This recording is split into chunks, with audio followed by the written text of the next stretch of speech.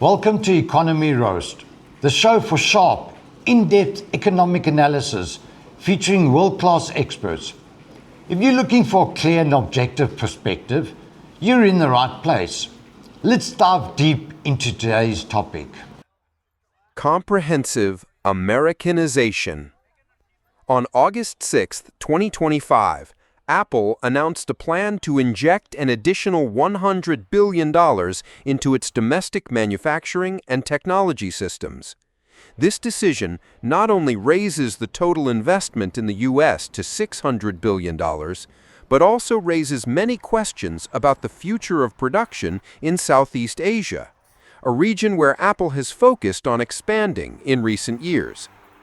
According to Reuters, this is a strategic move within the framework of the Made in America program, AMP, aimed at bringing the production of key components and high-tech infrastructure back home. CEO Tim Cook stated that the investment will focus on developing semiconductors, reinforced glass for iPhones and Apple Watches, as well as building infrastructure for artificial intelligence and data systems in the U.S. Apple will produce more than 19 billion chips in 2025 through 24 factories located in 12 states. TSMC, a key partner in Arizona, will play a leading role in manufacturing the most advanced chip lines. The Cupertino-based tech giant plans to hire an additional 20,000 personnel in fields such as research and development, R&D, chip design, and AI. Apple will also expand its data center network, develop a manufacturing academy in Detroit, and build a large-scale server manufacturing plant in Houston. Strategic partners in this expansion include Coherent, Global Wafers, Applied Materials, Texas Instruments, and Broadcom, major names in the U.S. semiconductor and technology materials industries. White House spokesperson Taylor Rogers commented, "Today's announcement is another victory for American manufacturing and a significant step forward in bringing essential supply chains back home to protect national economic security." This move is also expected to help Apple stabilize its long-term profit margins. According to Investor Business Daily, news of the new investment package was met with a positive response, with Apple stock rising more than 5% in the trading session on August 6th. In contrast to the expectations from the U.S., MoffettNathanson's founding partner and senior research analyst, Craig Moffett, believes that Apple's commitment of $500 billion was simply a roll-up of investments that their suppliers and they, Apple, had previously committed, and it was dressed up as if it were something entirely new to create a photo opportunity at the White House. Well, the stock is reacting as though we're in this pay-to-play universe where simply offering the White House a press release and a photo opportunity is a sufficient way to buy an exemption from tariffs. That may or may not be right.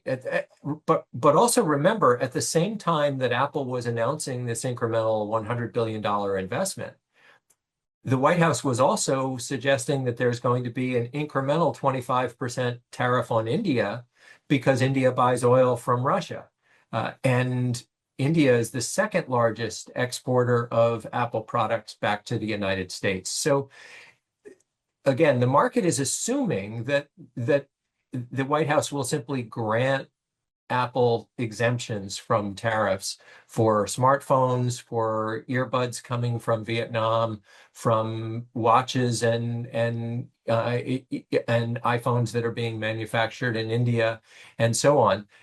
Again, we just don't know that that's the case, and we haven't even heard yet what the tariff regime is going to be with China, which is likely to be deferred from next week until a later date, but eventually we're going to find out what the base regime and the reciprocal regime is going to be for China and whether Apple is going to be subject to that. And again, we're all simply guessing as to whether or not there will be exemptions.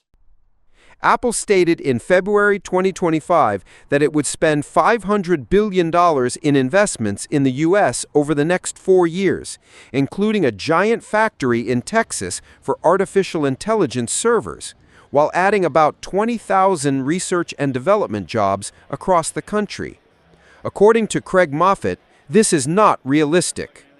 It's certainly not realistic to think that they can start making iPhones in the United States. I will offer what I think is a really telling example, which is about a year ago when they were ramping up production of the iPhone 16 Pro. They needed to increase production in China. In the span of less than a month, they were able to add 50,000 employees at the rate of about $3 per hour in order to ramp up production. They were able to do that in literally about 2 weeks. There's simply no possibility that you could do something like that in the United States at any price. So we've all heard estimates that the cost of an iPhone would be in the $3,000 to $4,000 range if you made it in the United States. Perhaps that's right, but a more accurate way to think about it is that there simply is no possible way you could make it in the United States.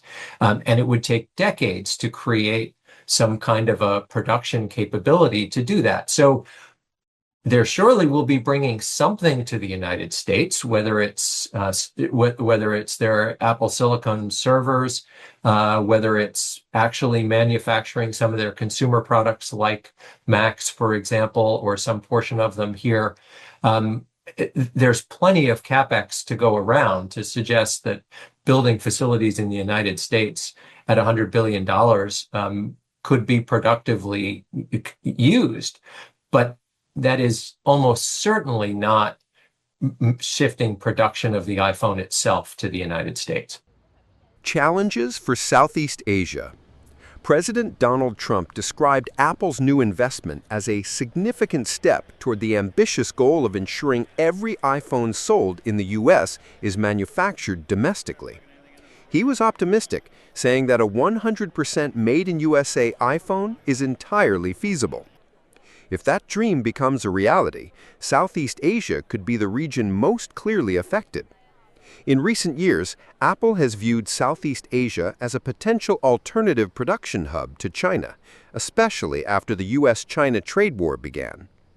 Since 2019, the company has gradually shifted its assembly lines and supply chains to Vietnam, Thailand, and Indonesia, creating hundreds of thousands of jobs and driving technology investment flows to the region.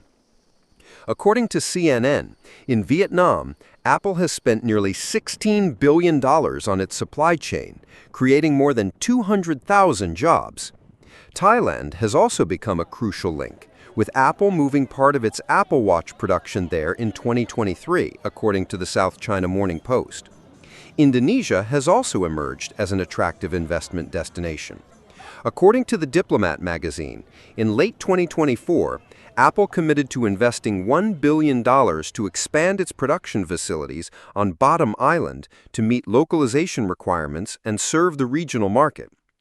However, the Trump administration's efforts to bring Apple back to manufacturing in the U.S. could mean Southeast Asia faces a reduced role in the global value chain.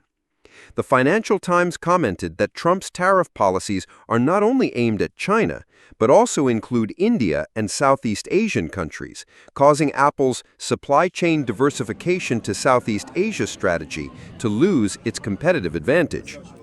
This further reinforces the reason for Apple to ramp up its investment back in the U.S., where the government can offer tax incentives, intellectual property protection, and create favorable policy conditions for high technology.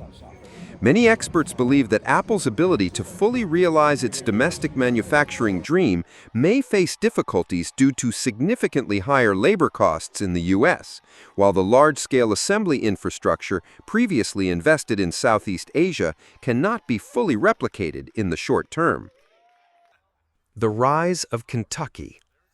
A notable point following Apple's new move is the rise of the industry in the state of Kentucky, where Apple is heavily investing to produce all the protective glass for iPhones and Apple Watches. The company will partner with Corning in Harrodsburg, committing $2.5 billion to develop the world's largest and most modern smartphone glass production line. CEO Tim Cook affirmed, "Every new iPhone and Apple Watch sold worldwide will use glass made in the state of Kentucky." Once a region primarily associated with agriculture and coal, Kentucky is now a link in the global technology value chain. The investment is expected to directly impact the local workforce, creating thousands of high-quality jobs and promoting sustainable economic growth for the state. Apple will announce a domestic manufacturing pledge of $100 billion on Wednesday, August 6th, that will focus on bringing more manufacturing to the United States, a White House official said. The pledge would be a new financial commitment, the official said, on the customary condition of anonymity. It comes as President Donald Trump pursues an aggressive tariff and trade agenda aimed at moving some manufacturing back into the United States. Apple said in February that it would spend $500 billion in U.S. investments in the next 4 years, which will include a giant factory in Texas for artificial intelligence servers, while adding about 20,000 research and development jobs across the country. These are the latest updates we wanted to share with you. Thank you for watching Economy Roast. Don't forget to like and subscribe so you won't miss our upcoming analysis.